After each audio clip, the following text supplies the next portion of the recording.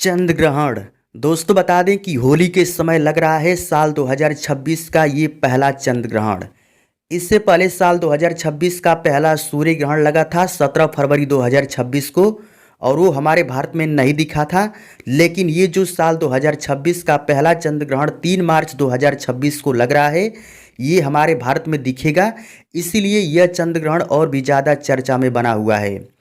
तो यह चंद्र ग्रहण कब से लेकर के कब तक रहेगा, हमारे भारत में यह चंद्र ग्रहण कहाँ कहाँ पर दिखाई देगा, इसके अलावा इस चंद्र ग्रहण के दौरान आपको क्या क्या चीज़ें करनी चाहिए, क्या क्या चीज़ें नहीं करनी चाहिए, इसके बारे में तो हम आपको इस वीडियो के अंदर बताएंगे ही। इसके अलावा दोस्तों बता दें कि ये जो चंद्र ग्रहण लग रहा है वो होलिका दहन के दिन लग रहा है, इसीलिए यह चंद्र ग्रहण काफ़ी अद्भुत चंद्र ग्रहण माना गया है। तो आइए इस चंद्र ग्रहण के बारे में हम आपको एक एक करके पूरी जानकारी बताते हैं, और अंत में ये भी जानकारी देंगे कि आपको इस चंद्र ग्रहण के दौरान कैसे बचकर रहना है। तो चलिए वीडियो को शुरू करते हैं। वीडियो में आगे बढ़ें उससे पहले अगर आप इस चैनल पर नए हैं तो चैनल को सब्सक्राइब कर लें, जिससे कि हम आगे इसी तरह की वीडियो अपलोड करेंगे तो उसकी नोटिफिकेशन आपको मिल जाए करेगी। दोस्तों बता दें कि ये जो चंद्र ग्रहण लगने जा रहा है हमारे भारत देश में, ये एक खंडग्रास चंद्र ग्रहण है। बता दें कि हमारे भारत में यह चंद्र ग्रहण भारतीय समय अनुसार 3 मार्च को दोपहर 3:20 पर शुरू होगा, लेकिन जो इसका सूतक काल है वो 9 घंटा पहले ही शुरू हो जाएगा। यानी कि दोस्तों जब भी हमारे भारत में सिर्फ यही नहीं बल्कि कोई भी चंद्र ग्रहण लगता है तो उसका सूतक काल 9 घंटा पहले ही शुरू हो जाता है।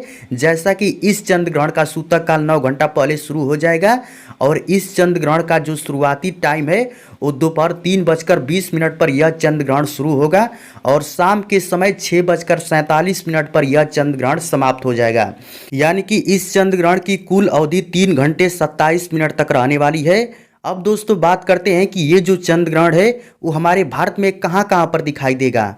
तो फ्रेंड्स बता दें कि ये जो चंद्र ग्रहण है वो हमारे उत्तर भारत व अंडमान और निकोबार द्वीप समूह के कुछ स्थानों पर यह ग्रहण दिखाई देगा, और इसी के साथ यह हमारे भारत के इन जगहों पर तो चंद्र ग्रहण दिखाई देगा ही, साथ ही साथ ये जो चंद्र ग्रहण है वो पूर्वी एशिया, इसके अलावा ऑस्ट्रेलिया, साथ ही साथ प्रशांत महासागर, इसके अलावा अमेरिका में भी यह चंद्र ग्रहण नजर आएगा। अब बात करते हैं कि इस चंद्र ग्रहण के दौरान किन लोगों को बचकर रहना है और आपको क्या क्या चीज़ें नहीं करनी चाहिए इस चंद्र ग्रहण के दौरान।